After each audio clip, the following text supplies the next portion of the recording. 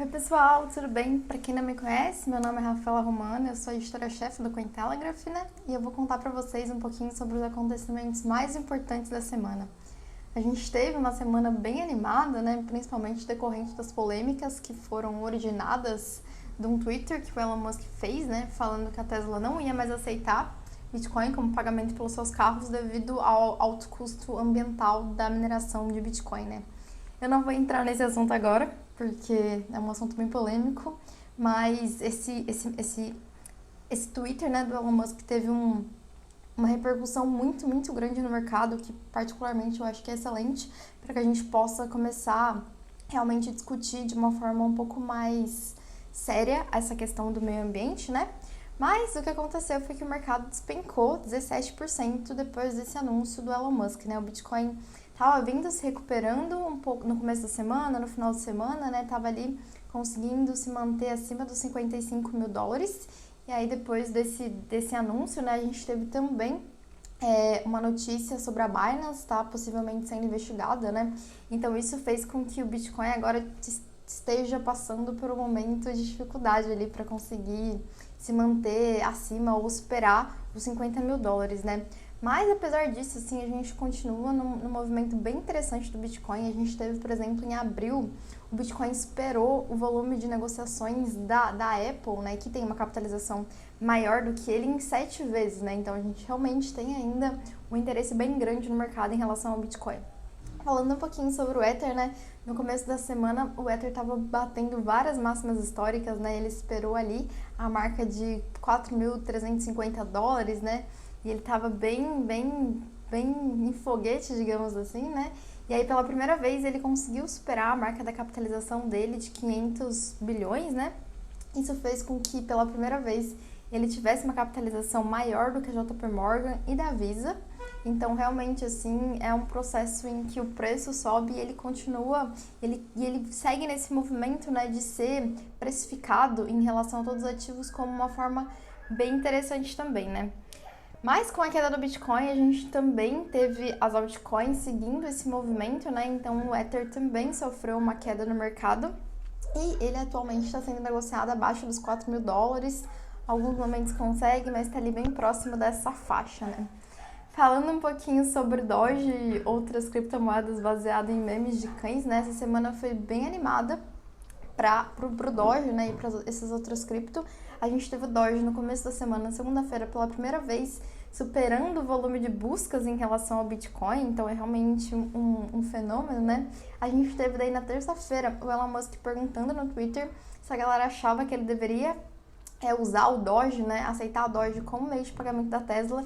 Aí isso criou uma super polêmica depois também, né, em relação a essas questões envolvidas com a mineração. O Doge usa o Proof of Work, mas ele usa o Proof of Work do Script, que é uma derivação do Litecoin, que tem um consumo de energia diferente, né? Então é bom a gente se atentar a esses pequenos detalhes também. A gente teve a Tesla fazendo uma primeira negociação interplanetária usando o Dogecoin, né? Junto com uma outra empresa de energia. Então, assim, bem interessante. E aí, nesse anúncio, né, eles dizem que eles querem que o Doge seja uma moeda interplanetária para negociações, enfim, de cargas entre planetas, assim. A gente teve o rival do Doge sendo listado na Binance, né? O token Shiba Inu, e ele teve um desempenho bem interessante, assim, ele subiu mais de 1900%. E ele sobrecarregou a Binance, né? A Binance não estava conseguindo ter endereços suficientes para atender toda a demanda deles, mas aí depois a Binance já foi lá e distribuiu, tem uma promoção, né, de distribuição desse token, né? Aí, como uma medida de distribuição das criptomoedas, os criadores do token, eles deram 50% do supply, numa forma de burn, pro Vitalik. E aí o Vitalik foi lá e vendeu tudo para doar para uma instituição de caridade. Isso ajudou a derrubar bastante o preço, né? E a gente teve também, no sentido da adoção, uma empresa, né, uma empresa de imóveis relacionados a apartamentos de luxo, dizendo que agora aceita a Dogecoin como forma de pagamento pelos seus apartamentos, né? Falando um pouquinho sobre o DeFi, a gente teve pela primeira vez a Tether anunciando detalhes, né, sobre a sua custódia, e mais de 70% da paridade dela, né, tá em títulos em dólar, né? Então foi a primeira vez, 76% inclusive, foi a primeira vez assim que ela abriu publicamente esses dados e mostrou isso, né? A gente teve outros dois destaques, um deles é em relação ao token Internet Computer. Esse token ele foi lançado nessa semana, ele conseguiu atingir o 4º lugar de capitalização do mercado, depois ele caiu um pouco, atualmente ele está em 9º, mas é um token bem interessante que busca ser uma nova infraestrutura para a internet, assim, né? Então, vale a pena dar uma olhada aí para conhecer um pouco mais sobre ele. A gente teve também a Uniswap superando o retorno de taxas pela primeira vez, né? Então, a Uniswap gerou com receita diária das taxas 70 milhões, enquanto o Bitcoin está gerando 4 milhões e o Ether está gerando 90 milhões. Então, assim, curioso, né, ver as recompensas e como acontece a economia de cada um desses projetos, né? Falando um pouquinho sobre os institucionais, a MicroStrategy continua comprando Bitcoin. Essa semana ela comprou 127 Bitcoins, né, e somando agora, assim, inclusive ela tem um preço médio ali de compra de 55. Essa compra que ela fez tem um preço médio de aproximadamente 55 mil dólares em cada unidade do Bitcoin, mas a média de compra dela, considerando todo o histórico, tá na faixa dos 22 mil dólares, né? Então, bem interessante ver que ela continua comprando e acreditando na rede, né? A gente teve o eBay anunciando, né, a venda de NFTs na plataforma nos próximos meses, assim, eles estão se preparando para isso. A gente teve a Coinbase esperando pela primeira vez o TikTok e agora ela foi, né, durante essa semana, o aplicativo mais baixado da Apple Store. A gente teve a MoneyGram anunciando também que vai permitir a compra de Bitcoin de varejo, né, pra galera de varejo nos Estados Unidos. E basicamente é isso, assim, que aconteceu em relação aos institucionais. No Brasil, a gente teve muitos desdobramentos bem interessantes, né? Eu acho que o mais marcante foi em relação à Hashdex, que recebeu agora, né, uma nova rodada de investimento de 26 milhões.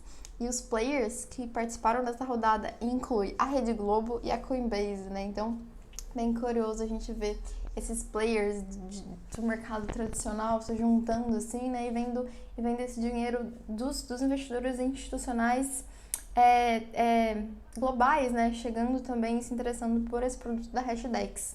O Brasil também ganhou 2 novos ATMs de Bitcoin, um em Curitiba e um em Campo Grande. E bateu também uma marca histórica, né? De mais de 19 mil ATMs no mundo inteiro, né? Então, assim, é realmente algo que está ganhando escala. A gente teve o deputado Ricardo Barros, né, anunciando uma revisão em relação às propostas de imposto relacionado à herança, né, que pode infringir sobre o Bitcoin, né, então os herdeiros provavelmente a proposta dele, né, é que eles precisem pagar impostos relacionados aos ganhos de capital derivado da herança deles, né, e de herança digital, inclusive, né, então por isso que ela vai afetar o Bitcoin.